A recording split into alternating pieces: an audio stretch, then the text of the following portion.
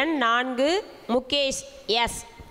வணக்கம். மரத்தில் வேர் போல் இருக்கும் நமது பள்ளியின் தலைமை ஆசிரியருக்கும் அதில் கிளைகளாக இருக்கும் ஆசிரியருக்கும் என் மரத்தில் இருக்கும் நிலையான மாணவ மாணவியருக்கும் என் மொத்தான முதற்கண் வணக்கத்தை தெரிவித்துக் கொள்கின்றேன். நான் இங்கு பேச எடுத்திருக்கும் தலைப்பு சாதனை படிக்க தேவை தன்னம்பிக்கையா விடாமுயற்சியா. ஒரு மனிதன் சாதனை படிப்பதற்கு விடாமுயற்சி, கடின உழைப்பு, திட்டமிடுதல் போன்ற பல குணநலங்களை குறிப்பிடலாம். ஆனால் அவையெல்லாம் தன்னம்பிக்கை என்ற அடித்தளத்தில் இருந்தான் உருவாகின்றன. நம்மை வெற்றி பாதைக்கு இட்டுச் செல்லும் தன்னம்பிக்கை நிறம் பெற்றவர்கள் சோர்வடைவதும் இல்லை, தாழ்ந்து போவதும் இல்லை. தாழ்வு மனப்பான்மை, விடாமுயற்சியின் மீது நம்பிக்கையின்மை, பிறருடைய வெற்றியை கண்டு பொறாமைப்படுதல், சோம்பேறித்தனம் போன்றவைதான் தன்னம்பிக்கை குறைவாக இருப்பதின் வெளிப்பாடு ஆகும். நாம் எடுத்துக்கொண்ட காரியத்தில் வெற்றி பெற ஆசையுடன் தன்னம்பிக்கையும் விடாமுயற்சியும் தேவை. அந்த நம்பிக்கை என்னால் நிச்சயம் இந்த காரியத்தை செய்து முடிக்க இயலும் என மன உறுதியுடன் அமைய வேண்டும். அப்படி இருந்தால் வெற்றி உங்களை தேடி வரும். அரிய பல சாதனைகளை செய்யப்படுவது வலிமையினால் அல்ல, விடாமுயற்சியினால்தான். தன்னம்பிக்கை உலகின் மிக சிறந்த ஆயுதம். தன்னம்பிக்கையே நோய்களையும் மனவேதனைகளையும் நீக்குகிறது. பிரச்சனை வரும்போது இது ஏன் விதி என்று மனம் தளரக்கூடாது. அதற்கு மாறாக என்னால் முடியும் என்ற மன தைரியத்துடன் இருக்க வேண்டும்.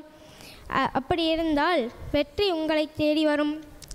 அந்த நம்பிக்கை தோல்வியாளரை கூட வெற்றியாளராக்கும். சுய ஆற்றல், சுய உழைப்பு ஆகியவைதான் தன்னம்பிக்கையை உருவாக்கி கொள்ள இரண்டு முக்கிய அம்சங்கள்.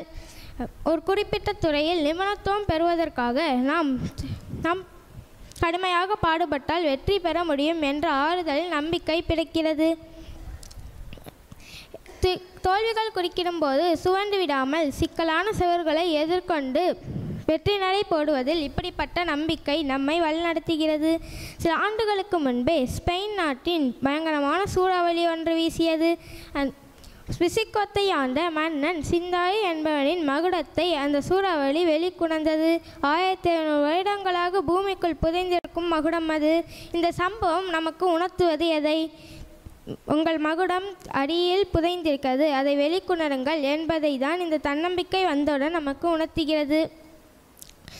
நியாயம், தர்மம் இவற்றின் அடிப்படையில் அல்லது மற்ற வழியில் வரும் வெற்றி நிலைக்காது என்பதால் தன்னம்பிக்கையுடன் சேர்த்து வெற்றி பெறுவேன், வெற்றி நிச்சயம் என்ற தன்னம்பிக்கையான சிந்தனையை காலை எழுந்தவுடன் மனதிற்குள் கூறிக்கொள்ளுங்கள்.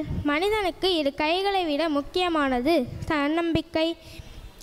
ஆணைக்கு பலம் தும்பிக்கை, மனிதனுக்கு பலம் நம்பிக்கை என்ற வார்த்தையை நாம் அவ்வளவு சீக்கிரம் மறந்துவிட முடியாது.